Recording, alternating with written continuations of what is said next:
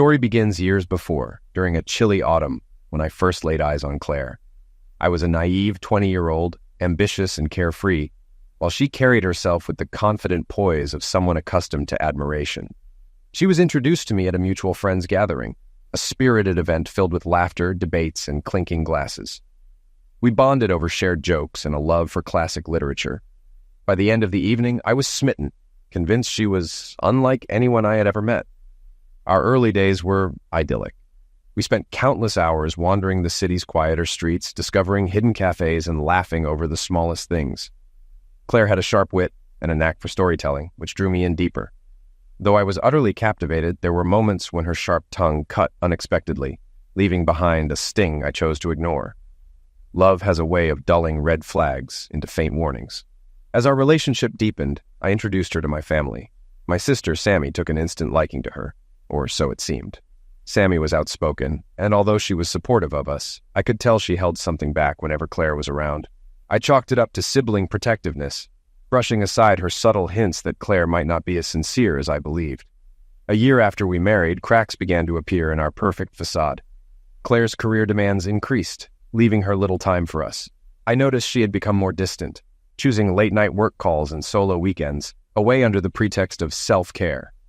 At first, I told myself it was the natural ebb and flow of marriage, a temporary phase. I didn't want to confront the idea that something more sinister might be lurking beneath the surface. Then came the whispers, cryptic remarks from colleagues, fleeting glances exchanged between Claire and her phone during dinners. My gut told me something was wrong, but every time I broached the subject, she dismissed it with irritation or turned it around, accusing me of being overly suspicious. I started questioning myself, wondering if my insecurities were clouding my judgment. By the time I found myself at that dimly lit bar, nursing a glass of whiskey, my suspicions had evolved into an oppressive weight. Yet I had no hard evidence, only a collection of half-formed thoughts and vague patterns. Little did I know, that evening would mark the beginning of a chain of events that would unravel the truth I was too afraid to confront. I sat there, mulling over the past weeks, replaying fragments of moments that didn't add up. Despite all my pondering, I couldn't pinpoint anything concrete to confirm my gut feeling that she might be deceiving me. It wasn't one glaring incident, but rather a collection of little inconsistencies, subtle hints that refused to align. Something was off. I was certain of that. Yet I had no definitive proof. No names, no faces, no clear situations to validate my unease. At times I even began to doubt my own sense of reality. Am I overthinking everything? I wondered. Could it be that I'm just concocting these wild stories in my head, imagining betrayal where none exists? Yet the knot in my stomach tightened. It was more of a gut instinct than concrete knowledge, an intuitive sense that something wasn't as it seemed. Maybe it was the start of something new, or perhaps just a fleeting indiscretion. But the more I obsessed over these thoughts, the more convinced I became. These suspicions had been festering in my mind for what felt like weeks. But when had this actually started? How long had I ignored the signs? I took another sip of my Jack Daniels, the ice rattling in the glass as if signaling that it was time for a refill. The bartender caught my glance, nodded, and promptly replaced my drink with a fresh double on the rocks. He offered a faint, knowing smile, one that suggested he'd seen this look of mine countless times before. There was something oddly comforting in his silent understanding. I took another drink, the whiskey's sweet burn warming my throat. I need to calm down, I told myself, glancing around the bar. The atmosphere was subdued. A low hum of indistinct chatter filled the room, mingling with the gentle clinking of glasses. It was a joyless place, populated by faces devoid of distinction, a sea of ordinary people. Only one person stood out, a woman in her 40s, slightly overdressed for the setting. She sat across from an older man who wore an expression of cautious hope. The way she carried herself made it clear she knew she had the upper hand. Meanwhile, the rest of the patrons lingered, seemingly waiting for the rain outside to ease before returning to lives just as gray as the weather. I sat alone, unsure what I planned to do. A voice broke my train of thought. "So, what's the story?" I turned toward the source. It was her, Sammy. Her sharp eyes pierced straight through me, making my words falter. She stood under the dim barlight, her rain-soaked coat dripping as she shrugged it off. "What are you doing here, Sammy?" I asked, my voice stiff. "I was worried about you," she replied, stepping closer. "I figured this is where you'd be." Do you want to talk? Her unexpected presence threw me off balance. I scrambled to collect myself. Worried about me? Why? What are you talking about? She studied me for a moment, her expression unreadable, before responding. I studied her face, searching for any hidden motives, unsure if I could trust her. As I sipped my drink, I ordered her a cocktail. The bartender, ever the performer, served it with a flourish, offering her a smile that lingered a bit too long as his eyes wandered. Sammy didn't acknowledge him, waiting until he moved away before speaking. Her eyes, cautious and steady, locked on mine. "Well," she began, "it's about how you've been acting lately. You seem like you're carrying the weight of the world on your shoulders. Don't you think it's time you tell me what's going on?" Her words hit me hard, and I couldn't hold her gaze. She'd always had this uncanny ability to read me. That's what I admired most about her. We understood each other in ways most people never could. Sure, we had disagreements, but we never fought for long. Honesty had always been our thing, at least to an extent. Sometimes things left unspoken carried just as much weight.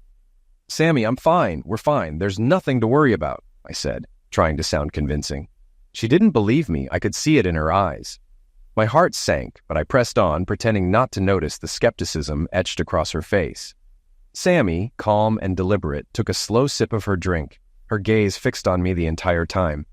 Setting the glass down on the table, she leaned forward, clasping her hands tightly in front of her. "I know," she said, her voice low but firm. I froze, my stomach twisting. "You know what?" Her tone sharpened. "Come on, Steve, don't play dumb. I know what's going on. Let's stop pretending and just be honest." Her words carried enough weight to catch the bartender's attention. I saw him glance our way, his ears pricked like he was hoping for something scandalous. Sammy noticed too, and her expression hardened. "This isn't the place for this conversation," she said, her voice low. "Let's move to one of the booths." As we stood to relocate, I noticed the bartender's disappointed expression. We settled into a booth tucked into the corner, sitting across from each other like opponents preparing for a match. "All right, what do you think you know?" I asked, leaning back in my seat. She didn't flinch. "Steve, don't bother lying to me. You're terrible at it, and we both know it. We've been through too much together for you to try and pull that now. Just say it. Whatever it is, you need to let it out." Her words hung in the air between us, the weight of them heavy and inescapable. I knew I couldn't dodge the truth forever. I met Sammy when I was just 17. Back then, she had a small infatuation with me, though that changed when I began dating her older sister, Claire. Claire, 3 years older than me, and I became a couple at 20. Sammy and I always got along well, which often seemed to irritate Claire. The two sisters couldn't have been more different, like night and day. But their fiery arguments over the years made it clear they shared a similar stubborn streak. 2 years later, Claire and I tied the knot. At the time, I believed we had a bright future ahead. We both had decent jobs, made enough to live comfortably, and seemed to have everything going for us. Meanwhile, Sammy, who had spent her youth living boldly and without regrets, had begun to settle down. By 25, she had grown into someone thoughtful and grounded, the kind of person any man would consider himself lucky to know. Claire and I have been married nearly 5 years now. Our anniversary is coming up next month. At least, that's if we even make it that far, I thought bitterly. Sammy, vibrant and beautiful, had become more than just my sister-in-law. She was someone I trusted, someone I considered a close friend. Now, as I sat across from her, my vision blurred with unshed tears. I wanted to speak, but the words wouldn't come. Her earlier statement, "I know," echoed loudly in my head, a simple phrase that carried unbearable weight. She reached across the table, her hand brushing against mine before gripping it firmly. Her touch offered comfort, but it also deepened the ache in my chest. "Steve," she began softly, her voice steady but full of emotion. "If you won't say it, I will. Claire is cheating on you. I think, deep down, you've known this all along." The words hung in the air like a heavy fog. I swallowed hard, my throat tight. "Yeah," I finally whispered. "I know." "What are you going to do about it?" she asked bluntly, her gaze unwavering. I looked away, unwilling to meet her eyes. My mind scrambled for some way to deny the truth, to convince myself that everything was still fine. If I didn't fully acknowledge it, then maybe it wasn't real. And if it wasn't real, it couldn't hurt me. Sammy watched me carefully, her expression softening as she read the turmoil on my face. "Steve, I care about you, but you need to stop hiding from this." "It's probably just a misunderstanding," I muttered, trying to sound convincing. "It can't be what it seems. I was clinging to my delusions, but Sammy's patience snapped. Before I could react, she reached out and slapped me. Hard. The sharp sting lit up my cheek, and the sound of the impact drew the bartender's attention. He froze mid-motion, glass in hand, watching us warily. "Is everything all right over there?" he asked cautiously. I raised a hand without looking at him. "We're fine. No problem here." The burning sensation on my cheek lingered, her handprint still vivid against my skin. I rubbed it absent-mindedly, trying to process what had just happened. Across from me, Sammy's anger seemed to dissipate almost as quickly as it had flared. Her expression softened, and her voice dropped, carrying an almost apologetic tone. "I'm sorry, Steve," she said quietly. "But you're so infuriating sometimes. I can't stand seeing you like this, pretending nothing's wrong. You deserve better than this. We have to face it." Her words hit me like a cold splash of water, cutting through the haze I'd been clinging to. I said nothing, gripping my glass tightly, as if it were the only thing keeping me grounded. She leaned forward, her voice more measured now. "Let me explain. You've been suspecting something for a while, haven't you? Even if you didn't admit it, you felt it. Well, a few weeks ago, I noticed something strange. Claire got a call while we were hanging out, and instead of answering it in front of me, she left the room. That's not normal, is it? Not for sisters." I nodded slightly, though my throat felt tight. Sammy continued. "That's when I started paying attention. Later, I had a chance to check her phone. She doesn't even lock it. She's that careless. The call was from someone named Robert." "Robert?" I repeated, my brow furrowing. "I don't know anyone named Robert." "Neither do I," she replied. "But I kept an eye out. A week later, I figured out who he is. He's some guy she used to know before she met you. Apparently, he got back in touch through social media, and they've been talking ever since." I gripped the glass tighter. "So, they're just old friends catching up?" "That's how it started," she said, her tone heavy with frustration. "But it didn't stop there." I felt a knot tightening in my stomach. "Are you saying something happened?" "Yes," she said firmly. "That's exactly what I'm saying." I struggled to process her words. "But didn't you notice anything sooner? I mean, wouldn't it have been obvious?" "At first I wanted to believe it was harmless," Sammy admitted, "but the more I watched, the more it became clear. She's been pulling away from you, Steve. It's like she's trying to create space between you two. You've been too focused on ignoring the signs to see what's right in front of you." Her voice grew softer, but no less resolute. "Steve, you're my friend. I care about you deeply. But you can't keep living in denial. This isn't going to fix itself." The weight of her words pressed down on me like a boulder. I took another drink, letting the whiskey burn its way down as I finally mustered the courage to speak. "How far do you think it's gone? Or do you know?" Sammy hesitated, her expression a mix of sadness and frustration. "I think you already know the answer." Her words hit harder than the slap. My chest tightened, and I realized there was no escaping the truth anymore. Sammy's gaze locked on mine, her eyes glimmering with a mix of emotions she struggled to hide. For a fleeting moment, she hesitated, then broke eye contact. That slight pause told me everything I needed to know. "When? How? Where?" I demanded, my voice rising with each word. Anger churned inside me, threatening to explode. Sammy exhaled deeply. "I know she's seen him at least 3 times over the past 2 weeks. I wasn't completely sure at first, but 2 days ago I found out for certain. A friend of mine who works with Claire mentioned it, completely by accident.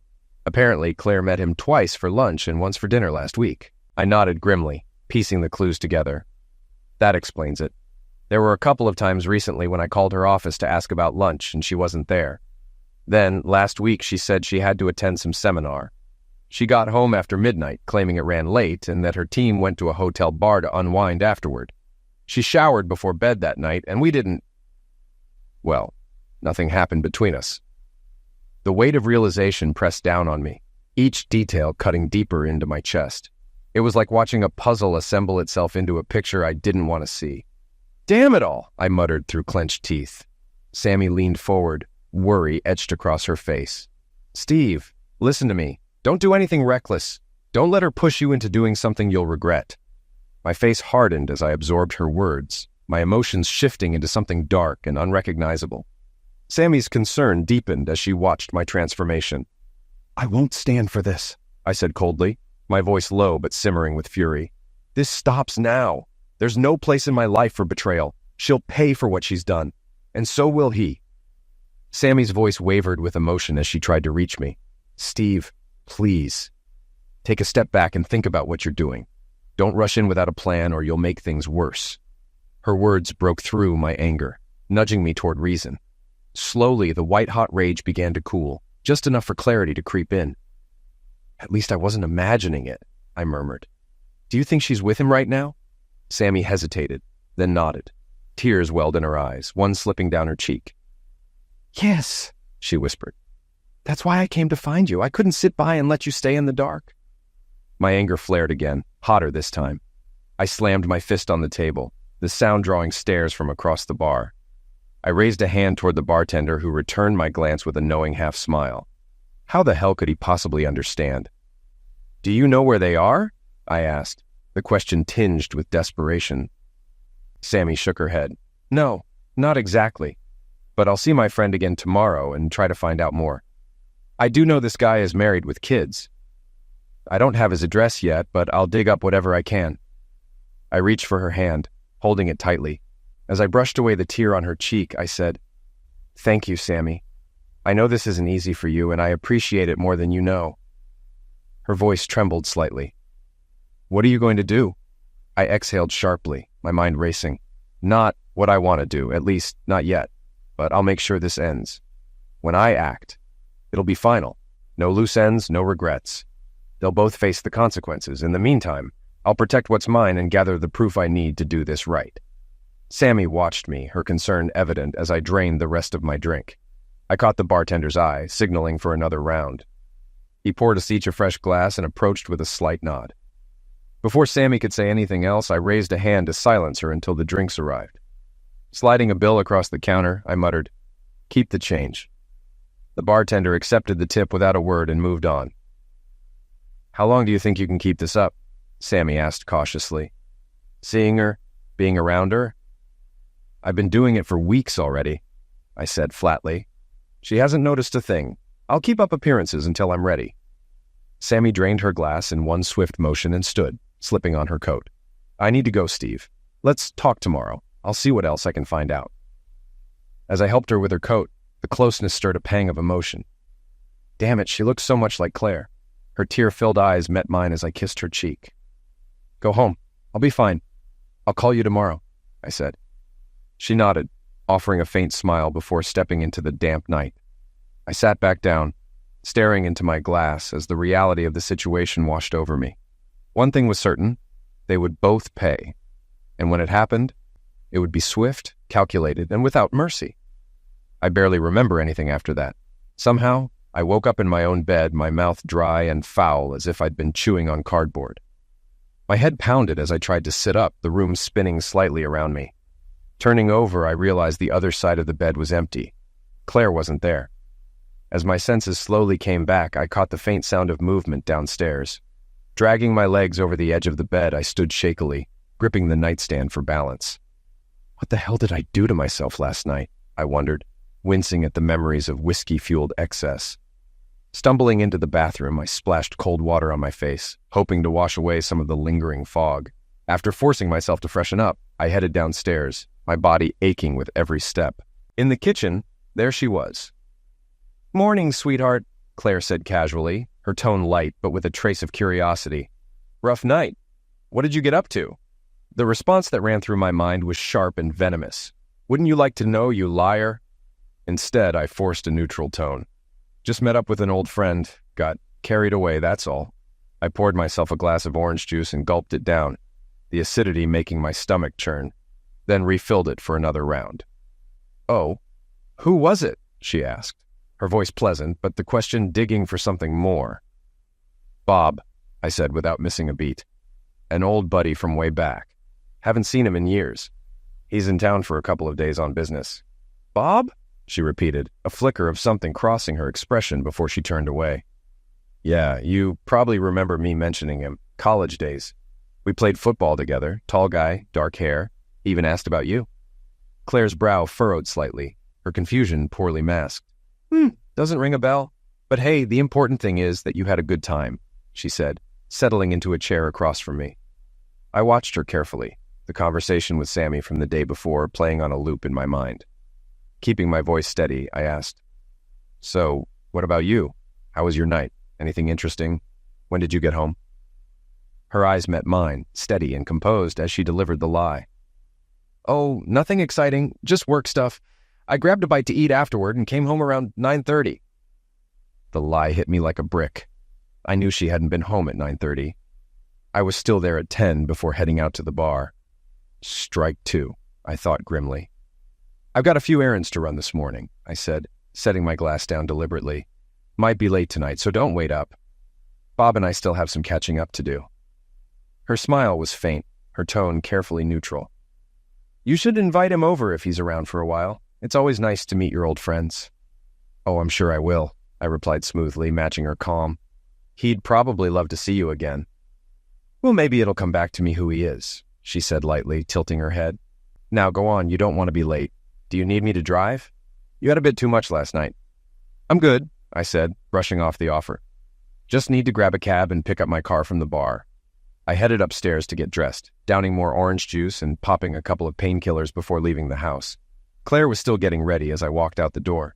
My day was packed, but the truth was clear. This charade wouldn't last much longer. The image of Claire and her so-called Bob fueled my anger, my fists clenching involuntarily. One way or another, he'd pay for this. They both would. Work was a chaotic mess of calls, emails, and endless meetings. My secretary handled what she could, but by mid-morning, I finally had a moment to breathe. I shut my office door, leaned back in my chair, and started reviewing my finances. In less than 15 minutes, I had secured my accounts, moving cash where she couldn't touch it. Then I scheduled an appointment with a divorce lawyer. The meeting was set for a few days later, giving me just enough time to gather more information. Not that I needed much, just enough to give me leverage when the time came. Claire had her own bank accounts and credit cards, so I didn't need to worry about those. But the joint account? That was an easy fix. I made sure to close any loopholes, locking down what little was left. If she wanted to take anything, she'd have to fight for it.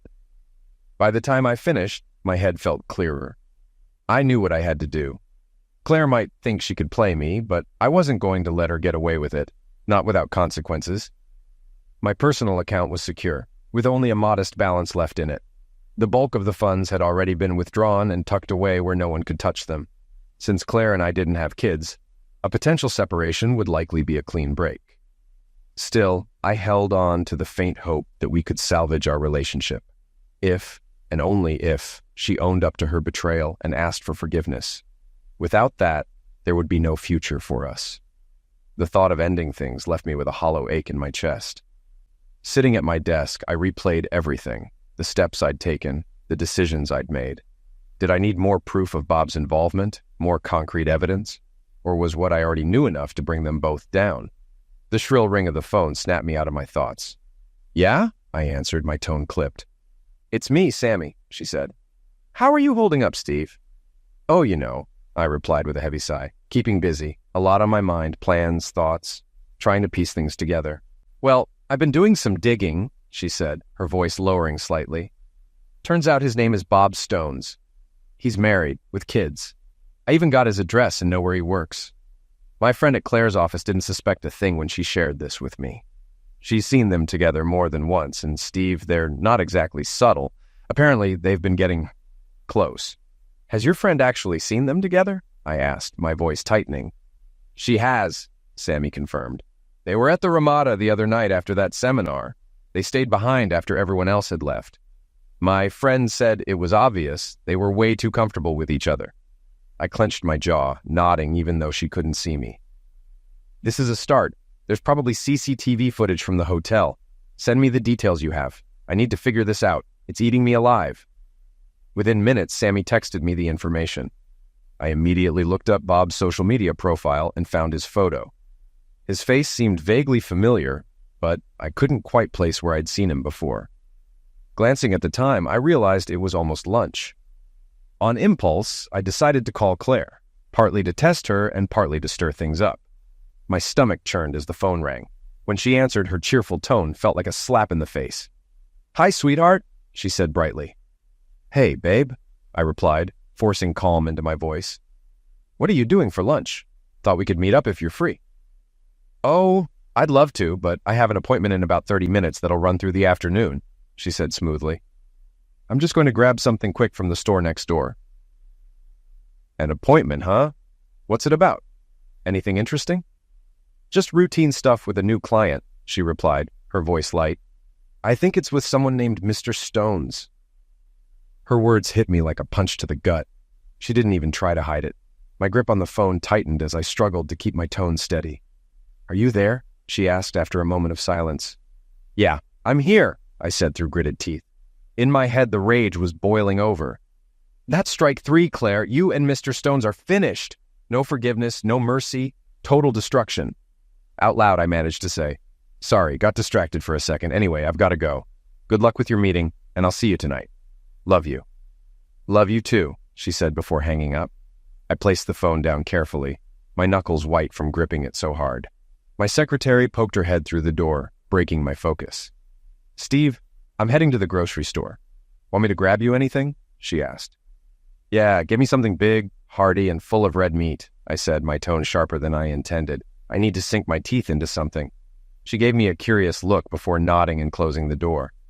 I could tell she thought I was acting strange, but I didn't care. Something was brewing, and she could sense it too.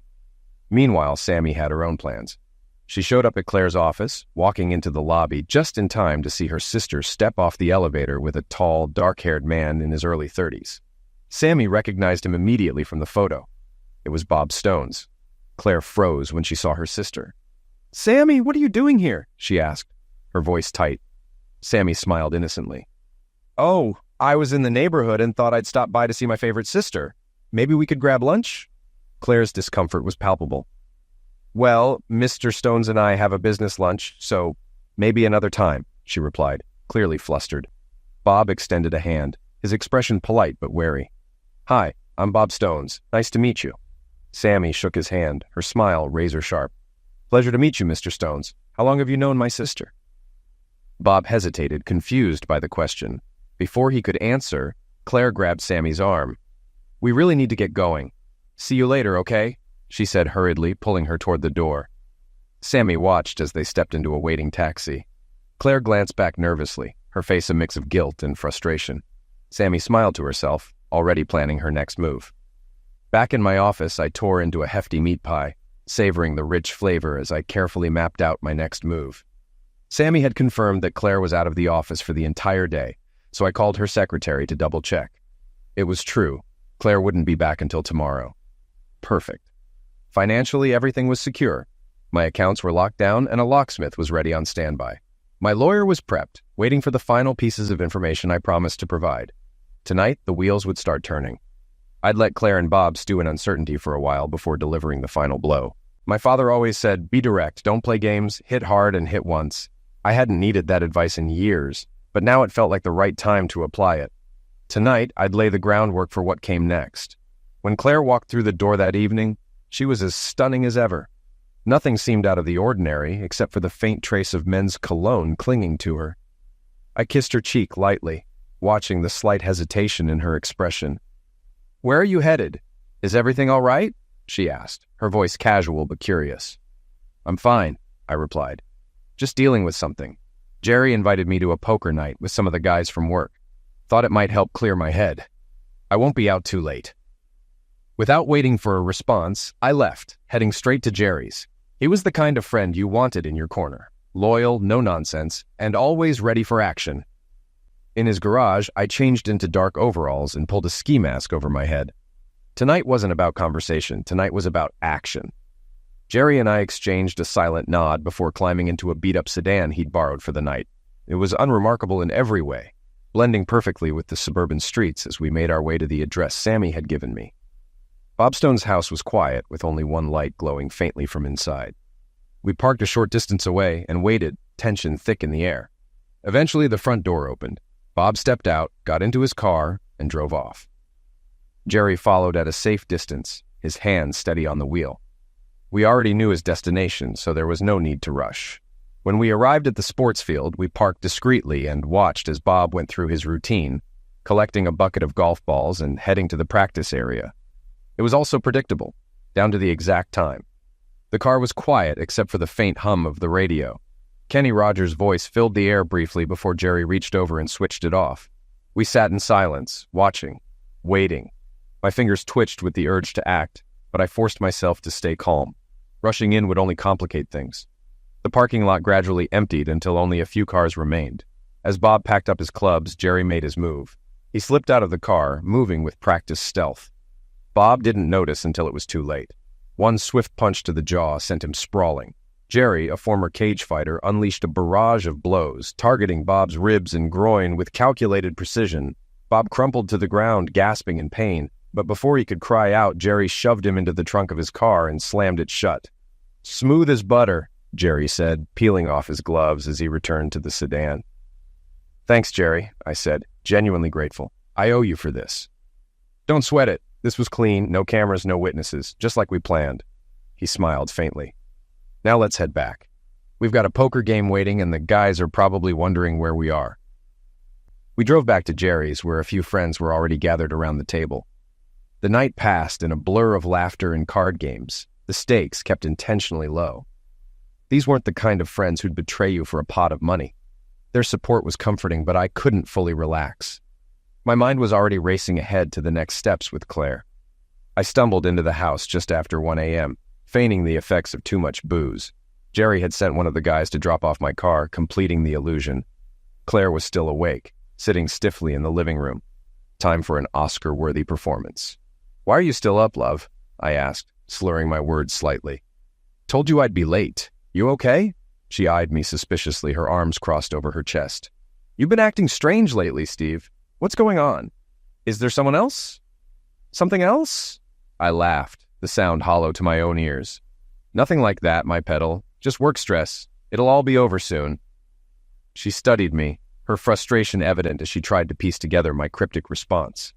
I threw my jacket toward the coat rack, missing completely, and collapsed onto the sofa with an exaggerated groan. "You're impossible," she snapped. Her voice carried the edge of someone who was seconds away from saying too much. "What?" I asked innocently, leaning back and closing my eyes. "You worry too much. Everything's fine." Her anger simmered beneath the surface, but she didn't press further. When we finally went to bed, I pretended to fall asleep almost instantly. I could feel her staring at me in the darkness, the tension between us thick and unresolved. She didn't know it yet, but the games were just beginning. The next morning, Claire was already downstairs making coffee by the time I stumbled into the kitchen, playing up the perfect hungover husband. "Morning, darling," I groaned theatrically, rubbing my temples. "My head feels like it's been through a blender. Got anything for this?" Without a word, she tossed a bottle of headache pills in my direction. I grabbed a mug of coffee and took a long sip, watching her carefully. She seemed composed, but her eyes gave her away, guarded, tense. Her phone sat on the table, and I wondered if she was expecting a message. She caught me glancing at it and stiffened, her fingers twitching as if resisting the urge to grab it. "Needs a charge," I said lightly, sliding the phone toward her. "Wouldn't want you missing anything important." A flicker of panic crossed her face before she quickly masked it. I took another sip of coffee and casually left the kitchen to get dressed, leaving her to stew. As I climbed the stairs, I could feel her gaze boring into my back. Alone in the kitchen, Claire's thoughts churned. Could he know? No, that's impossible. It had only been a few weeks. A handful of lunches, a couple of dinners, and a few private moments at the hotel. Nothing serious. It was just a little excitement, nothing that could ever lead to trouble. Or could it? The thought gnawed at her. When was the last time we even slept together? The realization hit her like a slap. Maybe this was the problem. Maybe she needed to fix things before it was too late. By the time I came back downstairs, Claire had made up her mind to reconnect, but I was already heading for the door. She reached out, trying to pull me into a deeper kiss than usual, but I sidestepped her with a smile. "See you later, love," I said, waving as I backed out of the driveway. In the car, I let a smirk creep onto my face. The game was just beginning. At 11 a.m., I decided to text Claire just to see how she'd react. "Sorry I've been distant, love. Lots on my mind, but it'll all be sorted soon. Love, Ox." I leaned back in my chair, waiting for the response. Just after lunch, Sammy barged into my office, her face pale and full of urgency. "Steve, what the hell is going on?" she demanded. I looked at her calmly. "What do you mean?" "Bob Stones," she said, lowering her voice. He was found knocked up and locked in the trunk of his car this morning, Claire told me. She's absolutely shaken. A slow smile crept across my face. Terrible. These things happen sometimes. It's always worse when it's someone you know, but what can you do? Sammy's eyes narrowed. You did this, didn't you? Did what? I asked, my tone nonchalant. You know what I mean? Is he badly hurt? I shrugged. I heard he's got a few bruises, nothing broken, just roughed up a little. Her voice softened. So you didn't... I cut her off. No, Sammy, I didn't lay a finger on him. She exhaled, clearly relieved. Claire said his company called to cancel their meeting because Bob's in the hospital. His wife called them. Isn't that sweet? I chuckled. Adorable. Next time, things might not be so easy for all of them. What's that supposed to mean? She asked, her eyes widening. Accidents, I said cryptically. Can happen anywhere. That evening, when I got home, Claire's car wasn't in the driveway. No note, no text. I called her. Hey, love, where are you? I asked cheerfully. I'm visiting a friend in the hospital, she replied quickly. I'll be home soon. Hope she's doing okay. See you soon, I said before hanging up, not giving her a chance to elaborate. About 30 minutes later, Claire walked in. Her face was pale, her expression uneasy. How's your friend? I asked casually. Nothing too serious, I hope? She hesitated. Oh, no, just some bruises from a fall. She'll be fine in a few days. That's good, I said, pouring her a cup of coffee. Claire sipped the coffee, her eyes darting toward me. One of my colleagues was attacked, she said abruptly, testing the waters. I feigned shock. Attacked? What happened? He was knocked up and left in his car overnight, she said, watching me closely. That's awful. Did they catch who did it? Was anything stolen? She shook her head. No, nothing was taken. It's strange, really. Fortunately, Bob wasn't seriously injured. Her mistake hung in the air. I didn't respond, letting the silence stretch until she realized what she'd said. Her face reddened, and without another word, she left the room, heading upstairs. I watched her retreat, my mind racing. She was unraveling faster than I'd anticipated. It was time to escalate. The game had just gotten interesting. As Claire headed upstairs, I called out after her. I need to step out for a bit. Won't be long, I said, already grabbing my keys. She paused mid-step but didn't reply. I drove straight to the address Sammy had given me, Bob Stone's house. When I knocked on the door, a petite woman with dark hair opened it. Her wary expression told me she wasn't expecting company. Mrs. Stones, I began, keeping my tone measured. You don't know me, but I need to speak with you about something sensitive. May I come in for a moment? She hesitated, then stepped aside, gesturing for me to follow her to the living room. Once inside, I got straight to the point. My name is Steve Ryland. I hate to say this, but my wife, Claire, is having an affair with your husband. Her face froze, the words hitting her like a slap. Slowly, she sank onto the sofa, her head dropping into her hands as tears began to fall. I knew it, she said bitterly after a long pause. I just knew he was back to his old ways. I'm divorcing Claire, I said, my voice steady. I've given her every chance to come clean, and she's done nothing but lie. I don't know how long this has been going on, and frankly, it doesn't matter. She betrayed me, and I'm done. Her eyes, wet with tears, sharpened as she asked, Does this have anything to do with the attack on him last night? I don't know anything about that, I replied firmly. But I'll be honest, I don't care. Whoever did it, good for them. Her mouth twisted into a bitter smile. Wouldn't surprise me if he's been sniffing around someone else's wife, too. That's why we moved back here. Because he cheated before. I handed her the contact information for my lawyer and locksmith, then left her fuming on the couch. She didn't deserve to be blindsided like this, but I had bigger problems to deal with. My next stop was the hospital, just 10 minutes away. I walked through the lobby feeling a strange mix of tension and relief. A part of me felt lighter, like a weight had been lifted. I took the elevator to the 4th floor and located Bob's room in a quiet corner. Slipping inside, I carefully shut the door behind me. Bob was lying in the bed, his face a swollen mess. One eye was completely shut, the other bloodshot and unfocused as it tried to make sense of me. His bandaged jaw twitched, as if he wanted to speak, but no sound came. Jerry had done his work well. I pulled up a chair, sitting close enough to ensure he felt my presence. You look like you don't recognize me, Bob, I said, my voice low but steady. Think for a moment. I'll wait. He stared blankly, clearly confused. Let me help, I continued. How many married women have you messed around with, Bob? How many marriages have you destroyed? Let's start there. I watched as understanding slowly dawned on his battered face. "I'm married to a woman named Claire," I added, leaning forward. "Does that ring any bells?" He nodded weakly, the movement almost imperceptible. "Good. Now we're getting somewhere." My voice dropped further, sharp as a blade. "I came here to deliver a message from your wife." Bob's one good eye widened, his lips parting as if to speak, but nothing came out. I pressed on. "She wants you to know it's over," I said coldly. "The divorce papers are on their way, and she told me to say one more thing. Stay the hell away. She's had enough of you." A single tear escaped from his uninjured eye, trailing down his cheek. I leaned closer, my voice like ice. "You ruined my marriage, Bob. You're the reason everything I built is falling apart. And this," I gestured to his bandaged face, "this is just the beginning. We'll be seeing each other again, I promise you that. You'll pay for what you've done, again and again. Count on it."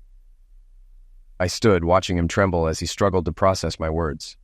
Just before leaving, I leaned in one last time. "Oh, and in case you're wondering, I didn't do this to you." I let the lie hang in the air, knowing it would gnaw at him.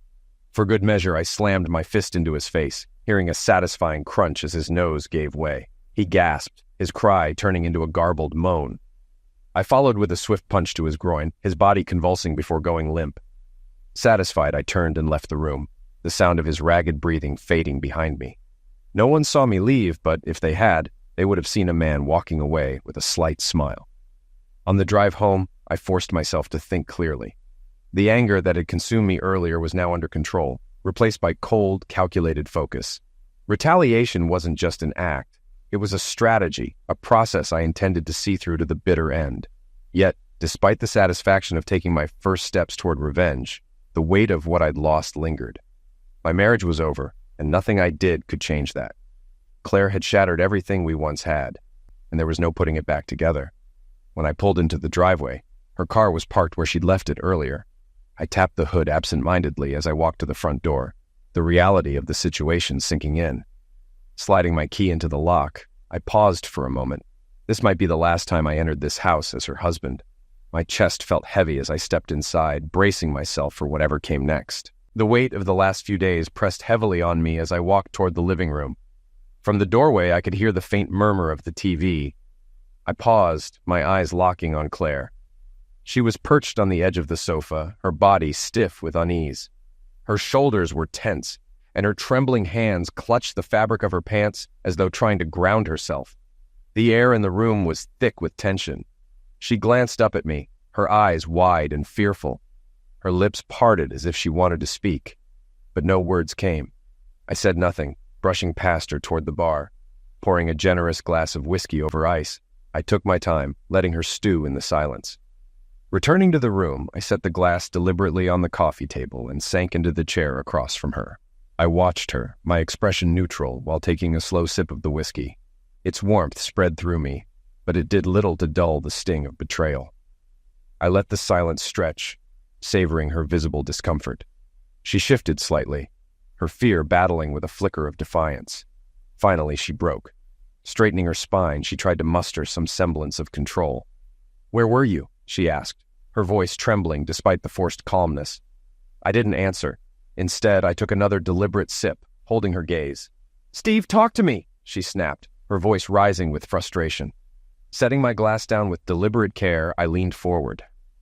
"Fine," I said, my voice calm and measured. "I'll tell you where I was, if you tell me where you've been. Deal?" Her hesitation was brief but telling. We were two opponents circling each other, waiting for the first to make a misstep. When she finally answered, her voice carried a forced casualness. "I told you already. I was at the hospital visiting a friend. Why are you acting like this?" I smiled faintly, swirling the whiskey in my glass. "Of course you were. It's exactly what I expected you to say. Care to try again?" Her composure wavered, her voice tightening as panic seeped in. "I don't know what's wrong with you, but I have told you the truth." I leaned back, studying her carefully. "All right," I said evenly. "Let me tell you where I went. Maybe it'll give you some clarity about where this conversation is heading." I let the words hang in the air for a moment before continuing, leaning slightly closer. "I also visited a friend, someone I didn't know very well until today, but now we're acquainted. She's a nice woman, really. Her name is Mrs. Stones. Does that ring a bell?" The blood drained from Claire's face as realization dawned. I didn't let up. Her husband, Bob, had a bit of a rough night, ended up in the hospital. Nothing life-threatening, just a few bruises here and there. "He'll be fine," I said, my tone laced with mock sympathy. "That's good news, right?" Claire's panic was written all over her face. What were you doing talking to her?" she stammered, even though she already knew the answer. "Well," I said, reclining in my chair, "it turns out her husband is something of a ladies' man. I thought she deserved to know the truth. Don't you think that's fair?" Her hands flew to her face, her voice barely a whisper. "Oh my God." I kept my tone light, almost mocking. "What's the matter, sweetheart? Can I get you something? A drink, maybe? Or do you already know enough about Bob Stone's extracurricular activities?" Her mouth opened and closed, no sound coming out. I decided to spare her the struggle. "Let me make it easy for you," I said, my voice dropping, cold and steady. I leaned in closer, staring into her eyes. "I know." Her hand flew to her mouth as the words sank in. The color drained completely from her face as she processed what I'd just said. Her eyes darted to mine, searching for any sign of softness, any hint of forgiveness. She found none. "I know about you and Bob," I continued, my voice low but cutting. "I've known for a while, not long, but long enough. So if there's anything you'd like to say, now's your chance, before it's too late." The room was silent, save for the faint hum of the TV in the corner. I waited, my gaze steady as Claire's world unraveled in front of me.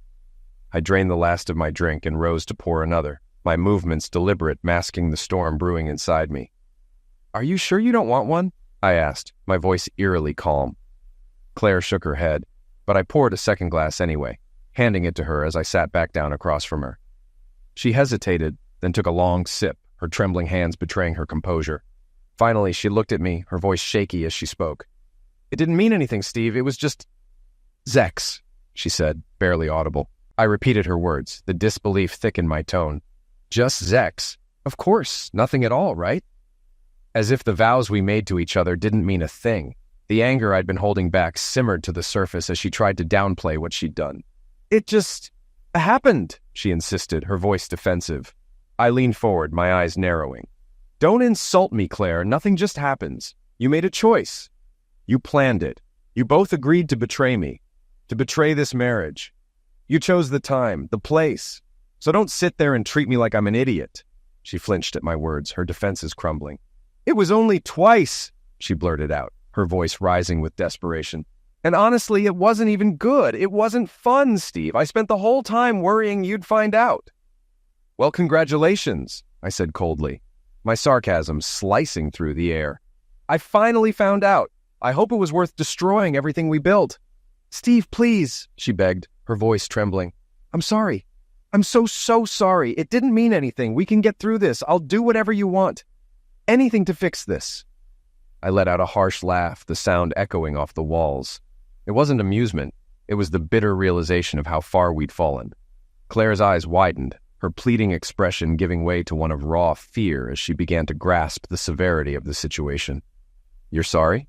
I asked, leaning back in my chair. "Sure you are. But let's be honest, Claire. You're not sorry for what you did. You're sorry you got caught.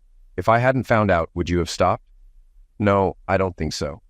Her lip quivered, but she said nothing. All the cliches come so easily, don't they? It didn't mean anything.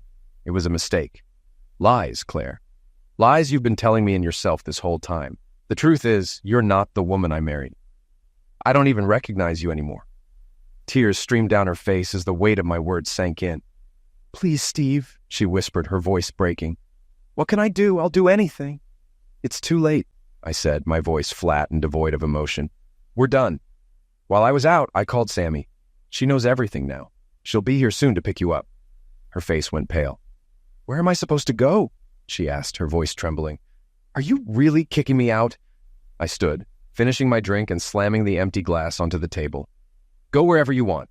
Back to the hospital to visit your boyfriend for all I care. Just get the hell out of my house. We're done." As if on cue, there was a knock at the door. I opened it to find Sammy standing there, her expression somber.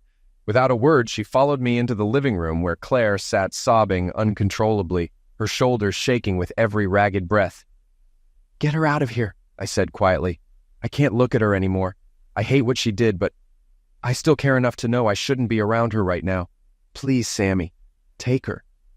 Sammy nodded and went to work, moving briskly to pack Claire's things while I poured myself another drink. For the next several minutes, I sat silently, listening to the muffled sound of my wife's sobs as her sister gathered her belongings. Within 10 minutes, Claire was gone, leaving behind nothing but the wreckage of our life together. Later that night, I stood in the backyard, staring into the crackling flames of a bonfire. Everything Claire had left behind, her clothes, her photos, her letters, was reduced to ash. There was no way she would ever set foot in this house again. "Good riddance," I muttered, finishing the last of the whiskey in the bottle before hurling it into the fire. The glass shattered on impact, feeding the blaze as it consumed the remnants of a life I no longer wanted. The fire roared in front of me, but it couldn't burn away the ache inside. Retribution would come, and it would help. But the scars Claire had left, those would take far longer to heal. The flames eventually dwindled, leaving only the faint glow of embers as I stood in the cool night air. The weight of the past weeks settled on me. Not just the betrayal, but the emptiness that followed. For years, I had built a life with Claire, and though it ended in ash, there was still a strange sense of liberation in the finality of it all. As the fire died, a light drizzle began to fall, washing away the remains of the night's turmoil. I turned toward the house, its shadows now quieter, more hollow, yet oddly peaceful. Tomorrow would bring a new beginning, a chance to rebuild, unshackled from lies and pretense. There was no revenge left to plot, no anger left to stoke. What remained was a simple truth. Endings are rarely clean, but they are necessary. And sometimes, from the rubble of what was, we find the foundation for something stronger.